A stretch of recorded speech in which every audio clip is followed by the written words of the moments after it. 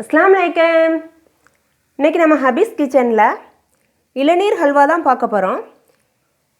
இளநீர் ஹல்வா பண்றதுக்கு என்னென்ன பொருட்கள் தேவைங்கறது பாத்துறலாம்। 2 இளநீர் எடுத்து வச்சிருக்கேன்।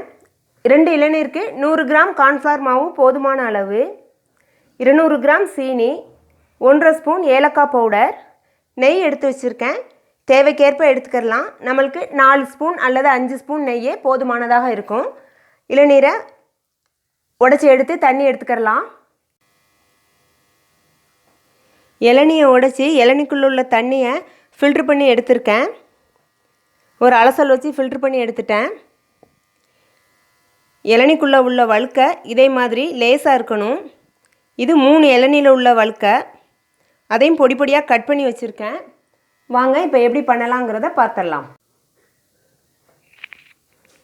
இளநீ தண்ணியில் கார்ன்ஃப்ளவர் மாவை போட்டு கரைச்சி எடுத்துக்கலாம்।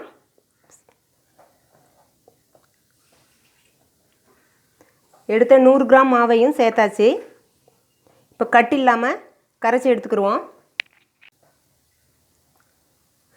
கார்ன்ஃப்ளவர் மாவை இளநீரில் தட்டி கரைச்சி எடுத்தாச்சு। இந்த மாதிரி லூஸாக தான் இருக்கணும், தண்ணியாக எந்த கட்டியுமே இல்லாமல் கரைச்சி எடுத்திருக்கேன்। இப்போ ஸ்டவ் ஆன் பண்ணி ஹல்வா பண்ண ஸ்டார்ட் பண்ணிடலாம்। ஸ்டவ் ஆன் பண்ணி ஒரு பேன் வச்சாச்சு। அதில் 1/2 டம்ளர் தண்ணி ஊற்றிக்கிறேன்। எடுத்த சீனியில் பாதி அளவை இந்த தண்ணியில் சேர்த்துடலாம்। கம்பி பதம் வர தேவையில்லை, சீனி தண்ணியில் கரைஞ்சாலே போதும்। சீனி தண்ணியில் நல்லா கரைஞ்சிருச்சு। இப்போ இதில் 1 ஸ்பூன் நெய் ஊற்றிக்கிறலாம்। 1 ஸ்பூன் நெய் ஊற்றியாச்சு।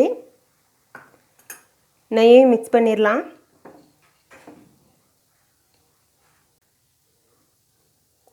கரைச்சி வச்ச கார்ன்ஃப்ளவர் மாவை இந்த சீனி தண்ணியோடு சேர்த்துடலாம்।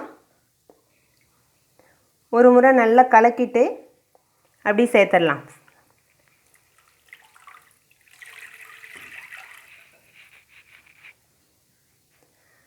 கார்ன்ஃப்ளவர் மாவை சேர்த்ததும் வேகமாக கிண்டாமல் இதே மாதிரி லைட்டாக கிண்டினா போதும்। லைட்டாக கிண்டிகிட்டே இருக்கணும், அப்போ தான் சீக்கிரமாக நல்லா திரண்டு வரும்। மெதுவாக கிண்டிட்டு வரும்போதே எப்படி திரண்டு வருதுன்னு பாருங்கள்। சீனியும் தண்ணியும் ஃபஸ்ட்டே சேர்த்து சூடு பண்ணிவிட்டு கார்ன்ஃப்ளவர் மாவு போட்டதும் சடார்னு திரண்டு வந்துடும்। அதுக்காக தான் ஃபஸ்ட்டே அது ரெண்டையும் சேர்த்தது। இப்போ மீதமுள்ள சீனியும் சேர்த்துடலாம்। மீதமுள்ள சீனியும் கார்ன்ஃப்ளவர் மாவோடு சேர்த்தாச்சு। இப்போ 2 ஸ்பூன் நெய் சேர்த்துக்கிறேன்।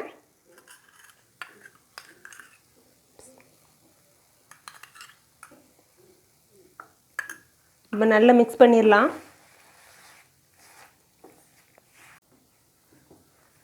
பேனில் ஒட்டாமல் நல்லா திரண்டு வருது। இன்னும் 1 ஸ்பூன் நெய் சேர்த்துக்கிறேன்। மொத்தமாக 4 ஸ்பூன் நெய் சேர்த்துருக்கோம்। நெய் சேர்த்து நல்லா மிக்ஸ் பண்ணிவிட்டு எடுத்து வச்ச இளநீல உள்ள வழுக்கையை ஹல்வாவோடு சேர்த்துடலாம்।